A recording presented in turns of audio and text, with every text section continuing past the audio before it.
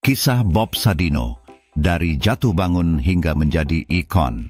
Bisnis Bob Sadino adalah salah satu tokoh bisnis legendaris di Indonesia yang dikenal karena gaya hidupnya yang santai, pemikirannya yang unik, dan perjalanannya yang inspiratif dalam dunia wirausaha.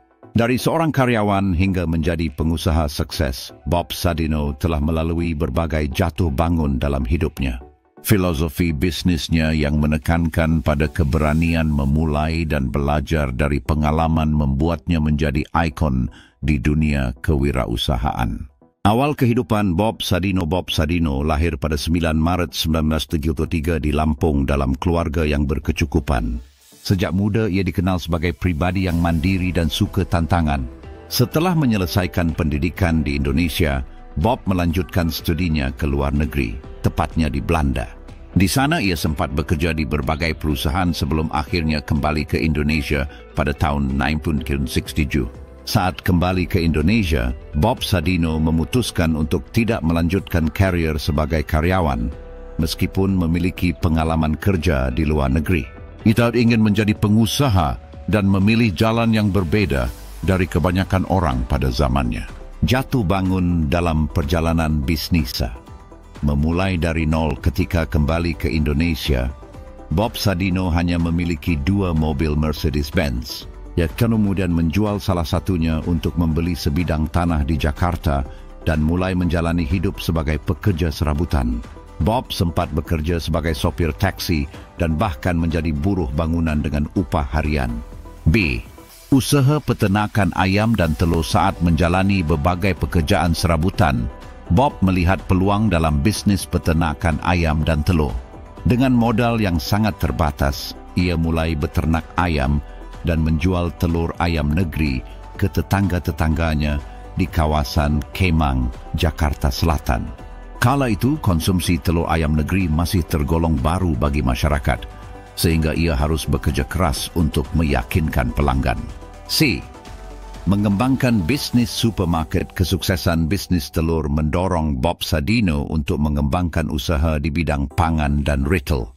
Ia kemudian mendirikan Camchick, sebuah supermarket yang menjual berbagai bahan makanan, terutama produk impor yang saat itu sulit didapatkan di Indonesia. Camchick menjadi salah satu supermarket eksklusif yang terkenal di Jakarta dan menarik banyak pelanggan dari kalangan menengah ke atas. Diekspansi ke berbagai sektor.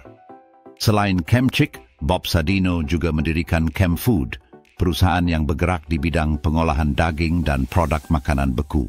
Dengan berbagai inovasi dan strategi pemasaran yang unik, bisnisnya berkembang pesat dan menjadi salah satu pemain utama dalam industri pangan di Indonesia.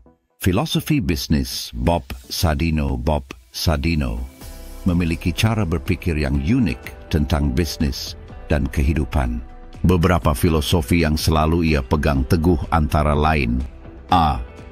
Berani memulai tanpa takut gagal. Bob selalu menekankan bahwa kesuksesan tidak datang dengan sendirinya, melainkan harus diperjuangkan. Ia percaya bahwa pengalaman langsung dalam bisnis lebih berharga dibandingkan teori yang dipelajari di bangku kuliah. B. Belajar dari kesalahan. Bagi Bob, kegagalan adalah bagian dari proses menuju keberhasilan. Ia tidak takut untuk mencoba hal baru dan selalu belajar dari setiap kesalahan yang ia buat. C. Tidak terlalu banyak berpikir, langsung bertindak. Bob sering mengkritik orang-orang yang terlalu banyak berpikir dan takut mengambil risiko. Ia percaya bahwa untuk sukses, seseorang harus segera bertindak dan menyesuaikan diri dengan keadaan yang ada. D. Mengutamakan kebahagiaan dalam berbisnis. Menurut Bob, uang bukanlah tujuan utama dalam berbisnis. Ia berikan pentingnya tuh kebahagiaan dalam menjalankan usaha dan menikmati setiap proses yang ada. Tantangan dan rintangan dalam perjalanan bisnis. Meskipun sukses, Bob Sadino juga menghadapi berbagai tantangan dalam perjalanan bisnisnya, seperti persaingan dengan supermarket dan bisnis makanan lain yang terus berkembang. 2. Perubahan tren pasar yang mempengaruhi kebiasaan konsumen. 3. Tantangan dalam mempertahankan kualitas produk di tengah meningkatnya permintaan pasar. Namun dengan kegigihan dan mental baja, ia mampu mengatasi berbagai tantangan tersebut dan terus mengembangkan bisnisnya. Warisan dan inspirasi yang ditinggalkan Bob Sadino meninggal pada 19 Januari 2050, tetapi warisan dan inspirasinya tetap hidup.